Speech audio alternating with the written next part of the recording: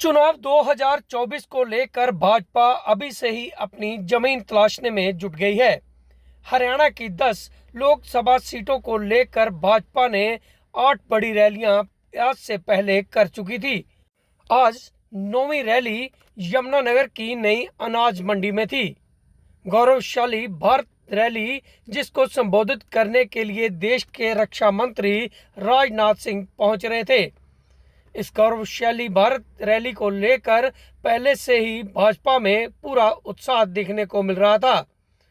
भारी भरकम हजूम यहां राजनाथ सिंह के आने से पहले ही पहुंच चुका था। तस्वीरों में देखिए कि राजनाथ सिंह के आने के इंतजार में यह महिलाएं किस प्रकार से झूम रही थी। हालांकि मंच पर हरियाणा के कई नेता पहुंच चुके थे। महिलाएं हाथ में राजनाथ सिंह की फोटो लेकर पहुंची थी। इन महिलाओं का उत्साह देखने से ही बन रहा था और जब मंच पर देश के रक्षा मंत्री राजनाथ सिंह पहुंचे तो लोगों में भारी भरकम उत्साह देखने को मिला। हालांकि राजनाथ सिंह ने भी लोगों का अभिनंदन मंच के माध्यम से किया और उनको हाथ हिलाकर पूरा सम्मान भी दिया। देखिए, मंच पर राजनाथ सिंह के साथ साथ भाजपा के कई बड़े नेता मौजूद थे। हालांकि इस मंच पर हरियाणा के मुख्यमंत्री मनोहर लाल खट्टर नजर नहीं आए, लेकिन उनकी गैर मौजूदगी में कई तमाम बड़े नेता यहां पर दिखाई दे रहे थे। राजनाथ सिंह ने कंवरपाल गुर्जर से भी बार बार बातें की और इलाके के हाल को भी जाना, जिसके बाद राजनाथ सिंह जब मंच पर आए तो उन्होंने जमकर कांग्रेस पर भड़ास निकाली।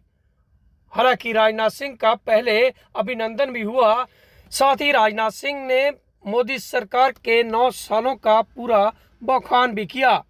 ऐसे में राजनाथ सिंह बार बार कांग्रेस को कोसते हुए नजर भी आए।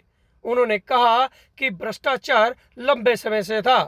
कांग्रेस के राज में जब राजीव गांधी का शासन था तो तब 1 रुपया ऊपर से आता था, लेकिन नीचे आते आते 15 रुपये पैसे ही रह जाता था। लेकिन भाजपा के राज्य में ऐसा बिल्कुल नहीं है।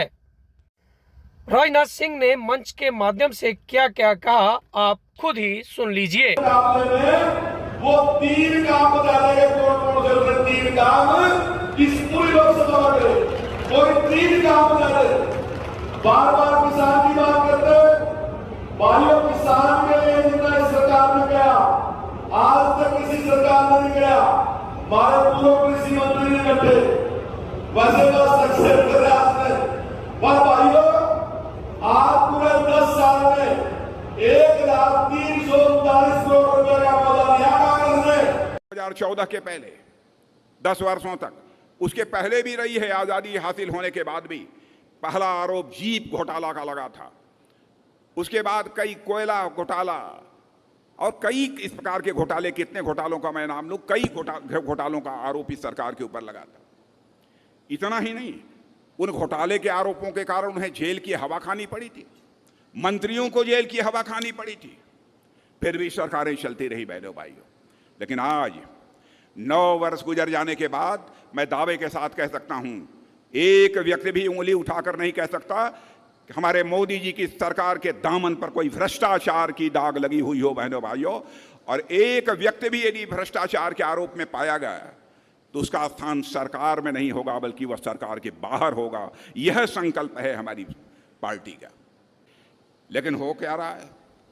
हो रहा है कि हमारे कांग्रेस पार्टी के लोग, उसके एक नेता हैं, वो नेताजी जहां भी जाते हैं तो कहते हैं यहां नफरत की बाजार है, नफरत की बाजार में मैं मोहब्बत की दुकान लगाने आया हूं। मैं आपसे पूछना चाहता हूं कि यहां आपके हरियाणा में कहीं नफरत की बाजार है? आप बताइए, नफरत की बाजार है कहीं यहां?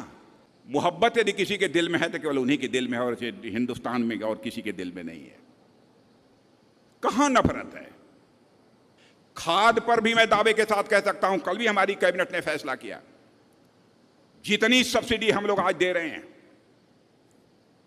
उतनी सब्सिडी शायद दूसरी सरकार रहती तो खाद पर भी उतनी सब्सिडी देने की हिम्मत नहीं कर पाती। लेकिन हम लोग अपनी सब्सिडी देने मुहैया कराने का भी काम कर रहे हैं। मिनिमम सपोर्ट प्राइस इस हरियाणा में मुझे बतलाया गया कि 14 फसलों की दी जा रही है, 14 फसलों की। और बहनों भाइयों, लगातार हम लोग मिनिमम सपोर्ट प्राइस बढ़ा रहे हैं, लगातार मिनिमम सपोर्ट प्राइस बढ़ा रहे हैं। और जितनी खेती में लागत लगती है, कोशिश यही हम लोगों की रही है कि लागत का कम से कम 1.5 गुना हमारे किसानों को प्राप्त होना चाहिए। इसी सोच के आधार पर ही हम लोग जब भी एमएसपी निर्धारित करते हैं तो इस बात का बराबर हम लोग ध्यान रखते हैं, और हम लोगों ने एमएसपी बढ़ाई है। सिंचाई अधिक से अधिक खेतों की हो सके, इसके लिए भी कई योजनाएं हमारी सरकार ने प्रारंभ की है, कई ऐसी योजनाएं हैं। और बहनों भाइयों, जहां तक रक्षा मंत्री हूं, रक्षा का जहां तक सवाल है, आपको जानकर आश्चर्य होगा कि पहले तो गोले, बारूद, माने एमिनिशन, बंदूक, मिसाइल, टैंक, हमारे डिफेंस के, हमारे रक्षा के जवानों को जरूरत होती थी, सारे के सारे दुनिया के दूसरे देशों से आते थे, बाहर से हम आयात करते थे। लेकिन आपको जानकर आश्चर्य होगा कि हमारे प्रधानमंत्री ने कहा कि हम पूरे भारत को तो आत्मनिर्भर बनाना चाहते हैं, लेकिन रक्षा के क्षेत्र में भी हमारा भारत आत्मनिर्भर बनना चाहिए। कि सारी दुनिया के लिए टैंक भी तैयार कर रहे हैं, तोप गोले भी तैयार कर रहे हैं, मिसाइल भी तैयार कर रहे हैं, एमिनिशन भी तैयार